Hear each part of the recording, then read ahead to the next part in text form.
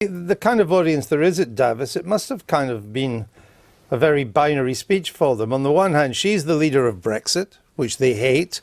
On the other hand, she's a huge supporter of globalization and world trade, which is under threat, and they love. Well, I hope listening to her speech, they might be rethinking some of their cliched groupthink. That's the second great speech we've heard from Theresa May in 3 days. And I think if I was asked to contribute to what she was saying, I wouldn't have changed a word. I think she's absolutely bang on the money. What are the chances of them rethinking, though? I mean, we've had, in some ways, some of the pressure's been upped. We've had HSBC talking about perhaps is the key word here, relocating 1,000 staff to Paris. UBS, there are 1,000 of its people could be moved to London. It's interesting, it's always 1,000. US bank Goldman Sachs talking about 1,000 from London to Frankfurt. How seriously do you take these threats? When I was working for a FTSE 100 fund manager in the late 1990s, 2000 period, when we decided not to join the euro, we heard exactly the same claims made. And actually, far from jobs being lost to London, since then London has consolidated its position as... So you don't take this seriously? Look, we heard a lot of these claims made in the run-up to the referendum. And it may be that there are some businesses who feel that they are better off moving to Paris or Frankfurt. But we heard all this 20 years ago when we decided not to join the euro. What will decide whether or not the city and the rest of the UK prospers is whether or not, having left the European Union, we make good on this vision of a liberal Brexit, opening ourselves up to the world and not just to the Eurozone. If we do that, we will prosper enormously. And if you do that, do you think they stay? I think so.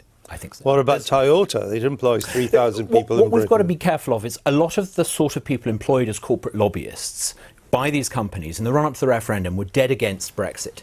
They haven't quite got over it. But the actual business men and women, the people who actually make the decisions, I think will come to terms with the change, recognise actually liberal Brexit is good for their business, and I think we will start to see them changing their tune. But it was the chairman of HSBC, Stuart Gulliver, not the corporate lobbyist, that said we will move in about 2 years' time when Brexit becomes effective. It's in about 2 years now.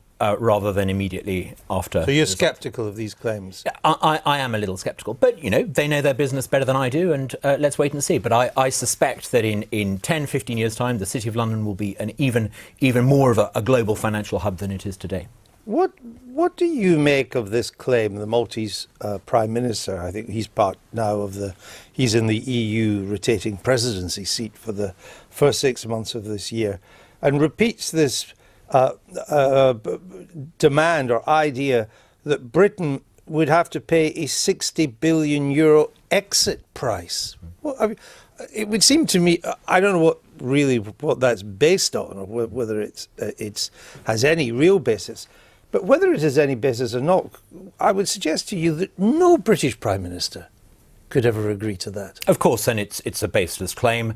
But what we need to avoid doing is getting involved in a war of words between some of the more excitable Eurocrats. There are clearly going to be he's a Prime Minister, he's not a Eurocrat. He's the head of the rotating presidency or whatever. There are clearly going to be some vested interests in Brussels, people who are rather attached to their tax-free salaries and perks and bonuses and their empire of officialdom, who will deeply resent us from leaving. But we mustn't rise to the bait. We want to be good neighbours. And what really struck me about Theresa May's speech today and impressed me was how generous it was, making clear we want to be good neighbours after we've left. That wasn't just something we said during the referendum campaign. We really mean it. As an independent country outside the European Union, we want to cooperate, but as equal partners, not as supplicants. It may not be 60 billion. Indeed, I think we can agree it's unlikely to be anywhere near 60 billion. But will there not be some price to pay as we exit?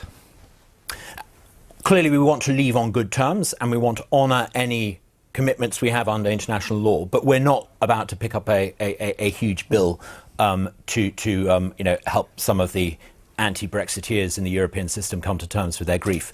We are going to leave in a couple of years' time, and we promise not to pursue a claim for our share of the Berlaymont building and all those other things that our money's funded in return for a good, fair, reasonable settlement. We want this to work for both sides. We don't want this to be a bitter divorce. You've said twice in the past couple of minutes how much you like both of Mrs. May's speeches. So you are generally happy with the direction that she's going in now. I'm absolutely delighted. I've been pushing all my adult life to have a government, a prime minister, committed to this agenda, and I really feel quite emotional about it, actually. I think it's wonderful. It is likely, we're waiting on the Supreme Court, I think it's the 24th of January, it said it's Next Tuesday. Next Tuesday it's going to rule. There is an assumption, we don't know, but we all, in the media and in politics, we seem to be operating on the assumption the Supreme Court will uphold the challenge. Are there any parliamentary dangers for the Article 50 process if we do have to do what the Supreme Court says and it has to go through the parliamentary procedure? I don't think, if the court rules that it's exclusively for Parliament to make any decision, I don't see a danger, because in a worst case scenario, if you find a Parliament that resists the referendum, you simply call a new election and make sure you have a Parliament that agrees with the verdict of the people.